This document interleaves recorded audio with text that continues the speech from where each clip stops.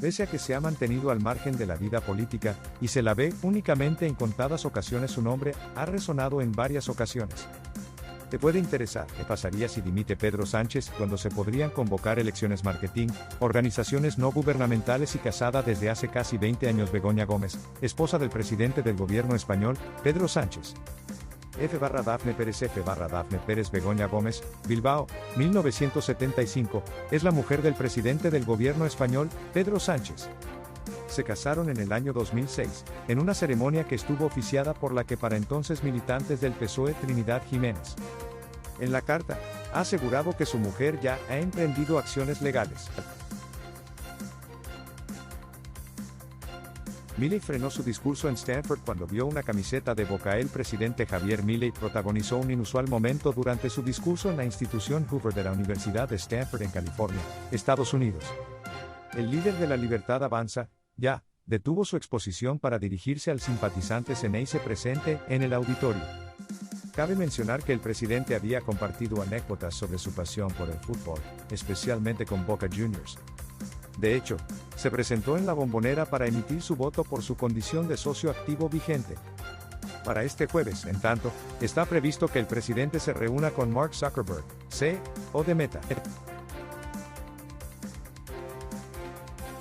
En la Comisión de Investigación del Senado sobre las ramificaciones del caso Coldo, el expresidente de Puertos del Estado ha dado nuevos detalles sobre la adquisición de 20 millones de mascarillas a la empresa implicada en la trama.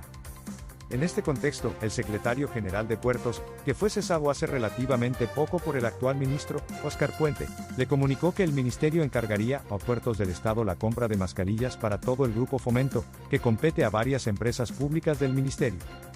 Y que estaba todo preparado en el sistema de firma para que lo firmara si lo veía conveniente, ha añadido. Después del cese del ministro de Transportes de aquel entonces, José Luis Ábalos, el expresidente de Puertos del Estado ha admitido que le escribió un mensaje dándole ánimos, algo que el exdirigente socialista no contestó. A su vez, ha insistido en que no volvió a hablar nunca más con Coldo García, que tampoco tiene su teléfono. La vista oral estaba señalada este jueves en la sección tercera de la Audiencia Provincial, con sede en Oviedo. El condenado, nacido en 1963, admitió que sobre las 12 horas del 30 de octubre de 2022, se hallaba en su domicilio, en el concejo de Valdés, en compañía de su pareja, con la que no convivía.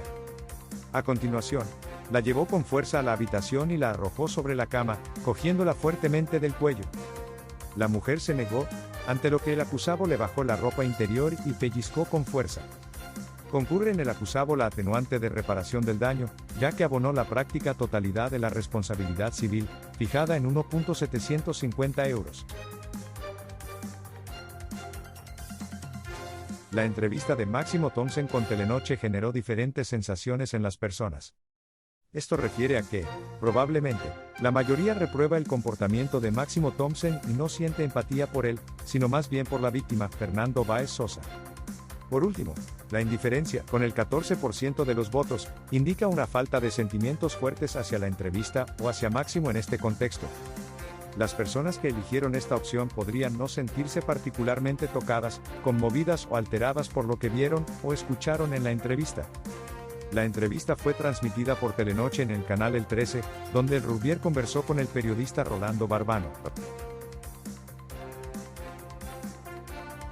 Dólar hoy. Dólar oficial compra $873, venta $913 igual 0%. Dólar blue compra $1.210, venta $1.230 1,65%. Dólar tarjeta $1.460 con 80 centavos igual 0%. Dólar MEP $1.169 con 52 centavos igual 0%. Dólar 250 $1.214 con 34 centavos igual 0%. Dólar cripto $1.200 con 79 centavos a 0,47% baja el dólar cripto.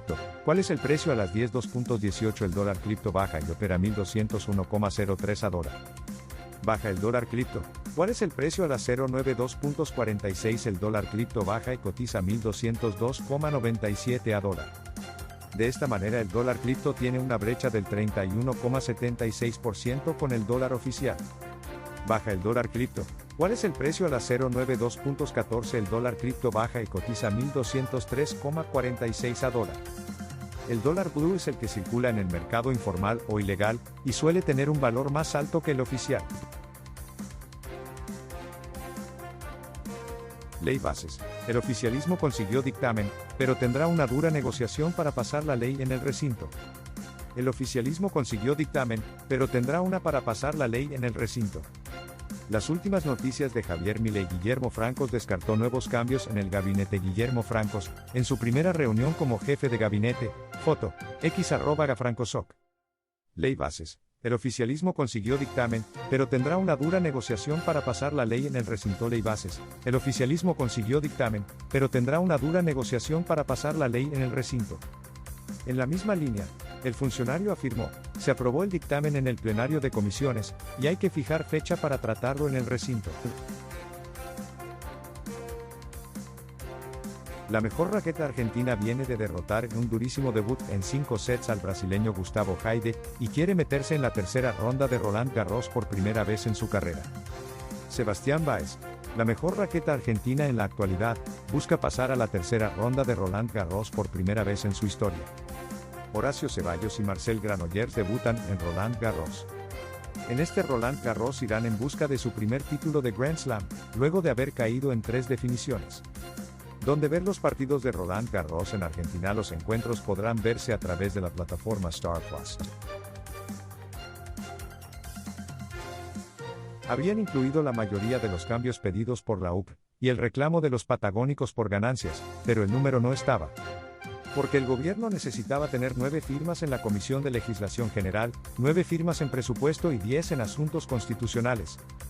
Este cambio, sin embargo, tenía que incluirse en el paquete fiscal que se debatía en la Comisión de Presupuesto, a la que él no pertenecía. El jefe de gabinete le prometió a Tagliaferri, además, que los cambios que se acordasen en el Senado no serían desactivados luego en diputados. Tampoco podrán hacerlo las personas que hayan ocupado cargos en la función pública en los últimos 10 años. El Ministerio de Capital Humano delegó en la Organización de Estados Iberoamericanos, OEI, la licitación y compra de alimentos para comedores y merenderos con fondos públicos argentinos. La otra explicación oficial es que el alimento guardado está destinado a emergencias climáticas o catástrofes. La Constitución Nacional en el artículo 100 pone en la jefatura de gabinete la responsabilidad sobre los negocios de la nación y la administración en general. Lo que se sabe es que se adjudicó a distintas empresas, a través de la OEI, la compra de aceite y lentejas. La tanda de 400.000 adjudicada a Alimentos Franchro S.R.L. es la que fue dada de baja por la OEI. Desde el entorno de Villarroel se defendían y explicaban que ella no autorizó el aumento, sino que se trata de una negociación paritaria. Es una paritaria que firmaron en diputados y el Senado en conjunto para todos los empleados, argumentaban y detallaban que los senadores, en abril, cuando se aprobaron el aumento anterior, volvieron a engancharse al aumento de los módulos de los empleados. Eso, según indicaban, produce que, cuando aumentan los módulos para los empleados, también lo hacen las dietas de los senadores. El tema ya había sido un motivo de conflicto entre los representantes de la Libertad Avanza que están en el Congreso, y los que están en la Casa Rosada. Argumentó que la Argentina se encuentra atravesando tiempos muy complicados, y que la sociedad está haciendo un esfuerzo gigante. De acuerdo al texto del proyecto de DNU, el gobierno busca que el Estado deje de regular el precio de las prestaciones de salud para las personas con discapacidad. Ese valor universal iguala la calidad de los servicios, y hace que personas de pocos recursos, y los que más tienen reciban las mismas prestaciones. Ante la denuncia de las organizaciones, la primera actitud de los responsables del área de discapacidad del Ejecutivo fue negar la existencia del borrador. Desde la agencia reconocieron a este diario que el proyecto es real, aunque advirtieron que aún no está cerrado. Eso sin contar que las obras sociales recién pagan a 90 o 120 días, y que el Estado lo hace a 45, lo que complica el funcionamiento del sistema. Mercado full bullish. Los bonos en dólares suben hasta 2% tras el dictamen de la ley bases en el Senado. Los mercados comienzan tibiamente a mostrar su optimismo tras el dictamen a la ley bases que se consiguió en el Senado. Los bonos en dólares se destacan en Wall Street previo a apertura del mercado. Depositfotos. Los bonos en dólares suben hasta 2% tras el dictamen favorable en el Senado a la ley bases y el paquete fiscal. En el segmento de renta fija, los bonos que más se destacan son el Global 2041, seguido del Global 2035.